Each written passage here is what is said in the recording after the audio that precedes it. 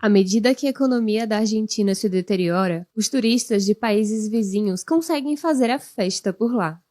Este é a Visão Libertária, sua fonte de informações descentralizadas e distribuídas. Falar da crise econômica na Argentina é praticamente chover no molhado, né? Porém, dado o atual cenário político-econômico que nós brasileiros estamos enfrentando também, tratar desta questão acaba sendo sempre algo bastante relevante por aqui. E ao contrário do que o presidente Lula afirmou recentemente, o país comandado por Alberto Fernandes nem de longe possui uma situação privilegiada do ponto de vista econômico. Se no fim do ano passado a taxa de inflação oficial do país se aproximou dos 3 dígitos, esse patamar foi ultrapassado com louvor este ano. No mês de julho, a inflação acumulada de 12 meses chegou a 115%. É importante lembrar, porém, que esses são os números oficiais, apresentados pelos órgãos estatais. Então, olha, certamente são dados maquiados e a realidade é ainda pior. Também vale lembrar que para fins retóricos estamos usando a definição estatal de inflação, ou seja, aumento generalizado de preços. Mas você sabe que inflação não é isso aí.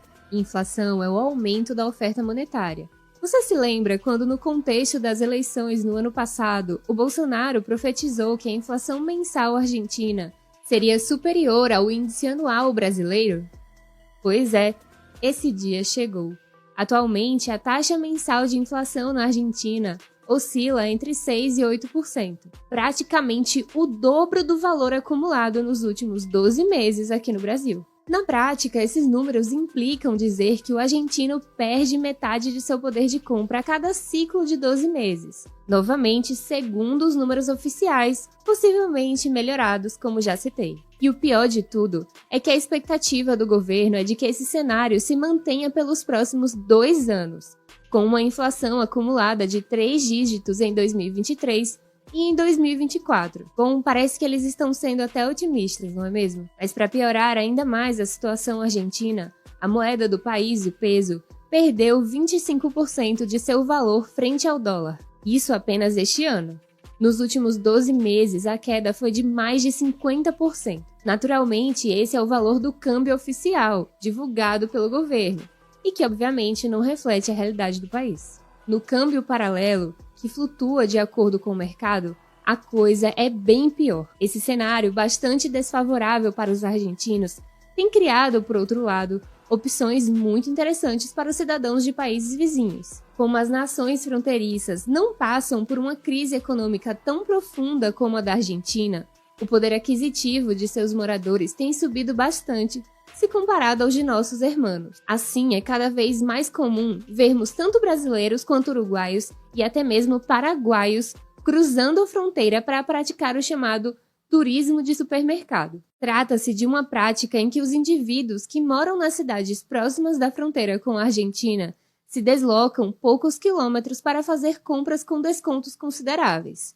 Por exemplo, no Uruguai, 1 litro de gasolina custa cerca de R$ 8,70, fazendo a conversão, sendo que na Argentina é possível encontrar o combustível por R$ 2,50 o litro. Então, obviamente, muitos uruguaios cruzam a fronteira com seus carros para encher o tanque em solo argentino, pagando muito mais barato pelo mesmo produto. Isso se aplica também a itens básicos de supermercado, alimentos, bebidas, enfim, tudo o que possa ser facilmente transportado de carro para sua própria cidade. É comum vermos também os brasileiros fazendo a mesma coisa, principalmente para comprar vinhos e combustíveis na Argentina, e também para desfrutar dos excelentes restaurantes do país. Com poucos reais no bolso, nossos cidadãos que cruzam a fronteira podem conseguir pechinchas muito interessantes em território argentino. É o chamado ágio. O comerciante argentino prefere receber pelo menos em uma moeda mais forte do que cobrar o valor cheio em pesos argentinos, sabendo que essa moeda vai virar pó em pouco tempo. Inclusive, tem se tornado cada vez mais comum encontrar estabelecimentos argentinos que já aceitam Pix. Sim, esse meio de pagamento é voltado exclusivamente para o público brasileiro. Acontece que o número de brasileiros cruzando a fronteira para comprar itens básicos é tão grande que esse tipo de pagamento se tornou bastante demandado. Como os lojistas argentinos não querem perder clientes, Eles já trataram logo de pendurar a famosa plaquinha "Aceitamos Pix" em seus estabelecimentos. Agora, diversas empresas argentinas do setor financeiro já oferecem serviços de intermediação desses pagamentos. Embora essa situação seja boa para os compradores de países vizinhos, como os brasileiros, e também para os comerciantes argentinos, isso tem sido um problema para as empresas sediadas do outro lado da fronteira. Por exemplo, no Uruguai, a coisa tem se tornado potencialmente prejudicial.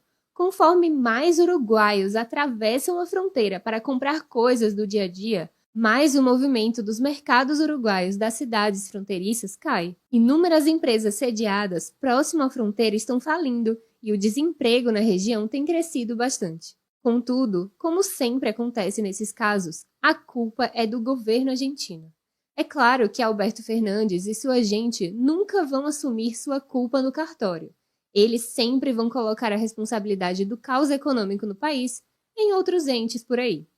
Aliás, já falamos sobre isso no vídeo, As Causas da Inflação na Argentina, segundo o governo argentino. O link está aqui na descrição para você conferir. A verdade, porém, é que o governo dos nossos hermanos tem total responsabilidade sobre todos os aspectos dessa história. Em primeiro lugar, é importante frisar que muitos preços praticados na Argentina se tornam mais atraentes por subsídios dados pelo governo argentino. É o caso dos citados combustíveis. O governo do país subsidia os preços da gasolina por razões eleitoreiras. Isso implica dizer que, na prática, o povo argentino está pagando para que brasileiros, uruguaios e paraguaios comprem gasolina mais baratas nos postos do país. Além disso, o governo argentino é o grande responsável por desvalorizar de forma grosseira sua própria moeda. A máquina de imprimir dinheiro por lá não para de trabalhar. Apenas nos últimos 3 anos, o governo de Fernandes fez a base monetária do país aumentar quase 5 vezes. Esses números representam uma destruição brutal no patrimônio do povo argentino, algo que, na prática, vai criar toda sorte de distorções na economia. Conforme esse dinheiro artificial circula na economia, os preços tendem a subir. O governo tenta impedir esse movimento natural, restringindo o aumento de preços, o que, como sabemos, causa escassez de produtos por impor prejuízos aos produtores. Estes, por sua vez, não têm confiança para fazer novos investimentos, porque não é possível prever quanto dinheiro o governo vai imprimir no futuro. Assim, eles precisam precificar os seus produtos, antevendo uma inflação que ainda vai acontecer, perpetuando esse ciclo,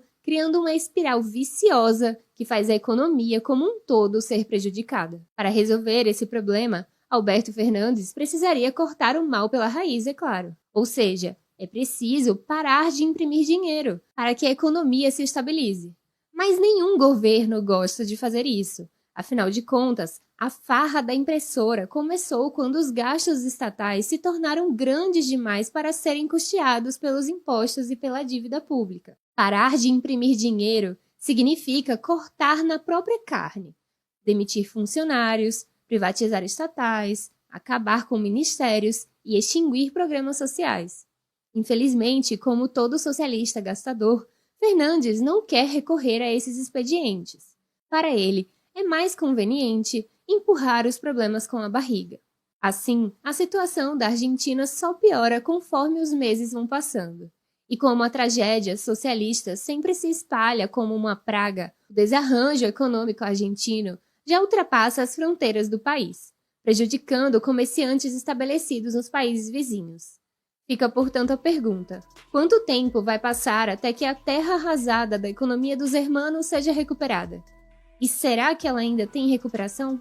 Bom, a verdade, porém, é que os argentinos estão cansados de esperar uma solução vinda do Estado. Cada vez menos gente acredita nessa moeda de mentirinha lastreada em honestidade de político. E eles estão certos em fazer isso.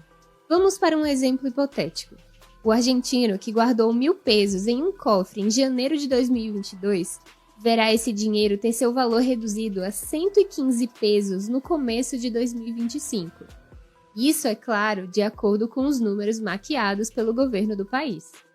É por isso que a cada dia mais argentinos recorrem a meios descentralizados de pagamento e reserva de valor, como o Bitcoin.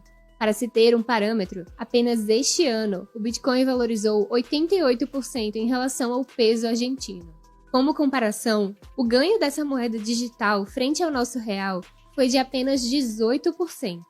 Esse é um movimento natural e mais do que necessário. Se os argentinos não fizerem isso, todas as suas economias vão virar pó em pouco tempo. Além disso, o uso corrente do Bitcoin será benefício para todas as economias locais. Quando tanto os mercados da Argentina, do Brasil e do Uruguai e os consumidores começarem a usar o famoso ouro digital como moeda corrente, todos os problemas citados aqui serão coisa do passado. A concorrência real vai ultrapassar as fronteiras arbitrárias estabelecidas pelos políticos. E mais do que isso, as políticas desastradas de governos socialistas como o da Argentina não vão mais prejudicar o povo desses países. Obrigada por sua audiência. Esse artigo foi sugerido e escrito por Quinta Essência, revisado por historiador libertário e narrado por JJ Lib. Se você gostou desse vídeo, clique no ícone de curtir abaixo e compartilhe em suas redes sociais. Para ser notificado de outros vídeos, inscreva-se no canal e depois clique no ícone de campainha. Até a próxima!